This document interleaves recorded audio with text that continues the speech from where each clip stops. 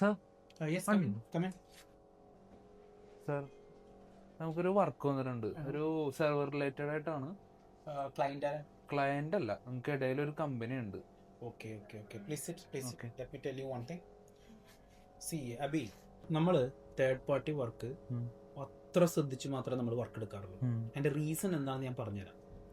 ഒന്നാമത്തെ റീസൺ എന്ന് പറയുന്നത് നമ്മുടെ വിസിബിലിറ്റി, നമ്മുടെ കസ്റ്റമർ ആയിട്ടുള്ള വിസിബിലിറ്റി, മാർക്കറ്റ് ആയിട്ടുള്ള വിസിബിലിറ്റി നമുക്ക് കുറയും. അതിന്റെ റീസൺ എന്ന് പറയുന്നത് തേർഡ് പാർട്ടി എന്ന് പറഞ്ഞു കഴിഞ്ഞാൽ ആരാ, ഇൻ ബിറ്റ്വീൻ നിൽക്കണവര്. അവർ ഒരിക്കലും നമ്മൾ ക്ലയന്റ് ആയിട്ട് ഡീല് സമ്മതിക്കത്തില്ല. അപ്പൊ എന്താ, നമ്മൾ എത്ര ബെസ്റ്റ്, നമ്മളെ സംബന്ധിച്ച് ബെസ്റ്റ് സർവീസ് കൊടുക്കുന്ന, ബെസ്റ്റ് ഓപ്ഷൻസ് കൊടുക്കുന്ന കമ്പനിയാണ്. നല്ല സർവീസും ടെക്നീഷ്യൻസും എല്ലാം നമ്മുടെ ക്വാളിഫൈഡ് ആണ്. ഇതിന്റെ പേരെടുക്കുന്ന തേർഡ് പാർട്ടി. നമ്മൾ കസ്റ്റമറോട് നമ്മളെ കാണത്തുമില്ല, ലാസ്റ്റ് കസ്റ്റമറായിട്ട് റിലേഷൻ നമുക്ക് ഉണ്ടാവില്ല. അതോടുകൂടി നമുക്ക് പുതിയൊരു ബ്രാഞ്ച് ഓപ്പൺ ആയി വരുന്നുമില്ല. ക്ലിയർ അല്ലേ? അപ്പൊ ഈ കസ്റ്റമറുടെ വർക്ക് എടുക്കുന്ന നമുക്ക് ഒരു ബെനിഫിറ്റ്സ് ഇല്ല. ഒന്നാമത്തെ കാര്യം, തേർഡ് പാർട്ടി വർക്ക് എടുക്കുന്നുള്ള ബെനിഫിറ്റ് ഇല്ല. രണ്ടാമത്തെ കാര്യം, നമ്മൾ പെർഫെക്റ്റ്ലി സർവീസ് കൊടുക്കുന്ന ഒരു കമ്പനിയാണ്. അപ്പൊ എന്താണ് പ്രോബ്ലം?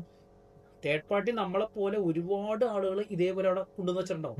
ഏതെങ്കിലും ഒരുത്തൻ പ്രോപ്പർലി ചെയ്യാണ്ട് വന്നു കഴിഞ്ഞാൽ നമ്മൾക്കടക്കം പേര് ദോഷം. രണ്ട്, തേർഡ് പാർട്ടി വർക്ക് ചെയ്യുന്നവനുണ്ടല്ലോ, അവന്റെ മിസ്റ്റേക്ക് കൊണ്ട് നമുക്ക് ആ പേയ്മെന്റ് കിട്ടണമെന്നില്ല. ഇനി ഓൾമോസ്റ്റ് ആളുകളും ഇങ്ങനെ പലവരെ വെച്ച് ചെയ്യുന്നവരുടെ പ്രശ്നം എന്താ, പേയ്മെന്റ് ഇഷ്യൂസ് ഉണ്ട്.